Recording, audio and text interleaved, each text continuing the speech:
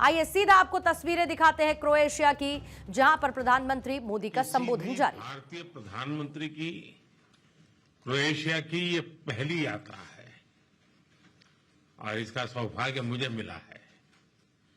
Friends, Bharat और Croatia लोकतंत्र, rule of law, pluralism और इक्वलिटी जैसे साझा मूल्यों से जुड़े हैं। ये सुखद संयोग है कि पिछले वर्ष भारत के लोगों ने मुझे और क्रोएशिया के लोगों ने प्रधानमंत्री आंद्रे जी को लगातार तीसरी बार सेवा करने का अवसर दिया है।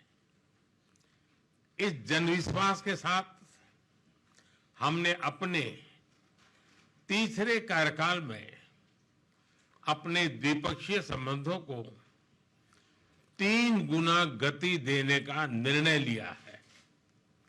रक्षा क्षेत्र में लॉन्ग टर्म सहयोग के लिए एक रक्षा सहयोग प्लान बनाया जाएगा, जिसमें ट्रेनिंग और मिलिट्री एक्सचेंज के साथ साथ रक्षा उद्योग पर भी फोकस किया जाएगा।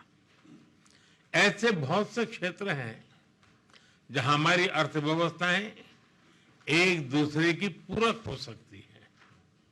हमारे इन क्षेत्रों को चिन्हित किया गया।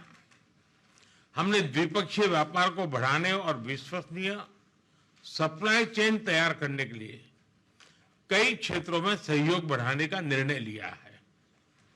हम pharma, agriculture, information technology, clean technology, digital technology, renewable energy, semiconductor, ऐसे कई महत्वपूर्ण विषयों में सहयोग को बढ़ावा देंगे। शिप बिल्डिंग और साइबर सिक्योरिटी में सहयोग बढ़ाया जाएगा। भारत की सागरमाला परियोजना के तहत हो रहे पोर्ट मॉडर्नाइजेशन, कोस्टल जोन के विकास और मल्टी मॉडल कनेक्टिविटी में क्रोएशिया की कंपनियों के लिए भी व्यापक अवसर है। हमने अपने एकेडमिक इंस्टीट्यूशंस और सेंटर्स के बीच जॉइंट रिसर्च और कोलैबोरेशन पर बल दिया है। भारत अपने स्पेस अनुभव को क्रोएशिया के साथ साझा करेगा।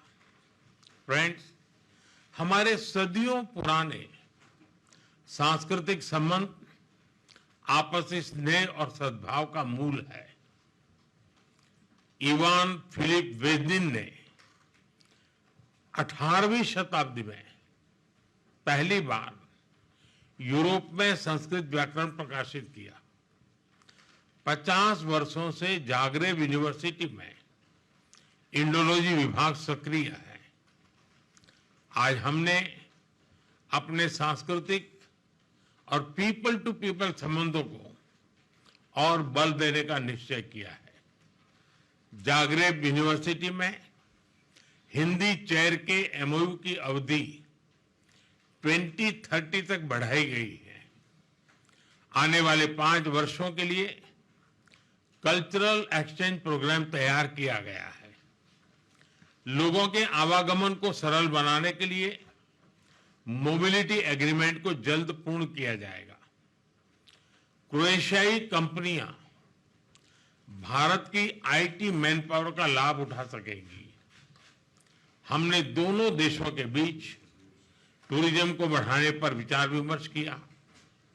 यहां पर योग की लोकप्रियता को मैंने स्पष्ट रूप से अनुभव किया है।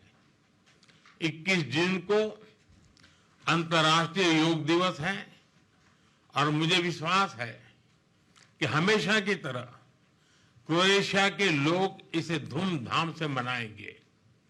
फ्रेंड्स, हम सहमत हैं कि आतंकवाद मानवता का दुश्मन है, लोकतंत्र में विश्वास रखने वाली शक्तियों का विरोधी है। 22 अप्रैल को भारत में हुए आतंकी हमले पर संवेदनाओं के लिए हम प्रधानमंत्री जी और क्रोएशिया सरकार के हार्दिक आभारी हैं। ऐसे कठिन समय में हमारे मित्र देशों का साथ हमारे लिए बहुत मूल्यवान था। हम दोनों सहमत हैं कि आज के वैश्विक वातावरण में भारत और यूरोप की साझेदारी बहुत महत्व रखती है।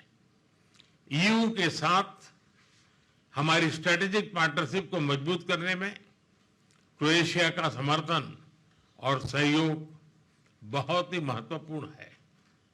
हम दोनों इस बात का समर्थन करते हैं कि यूरोप हो या एशिया, समस्याओं का समाधान रणभूमि से नहीं निकलता।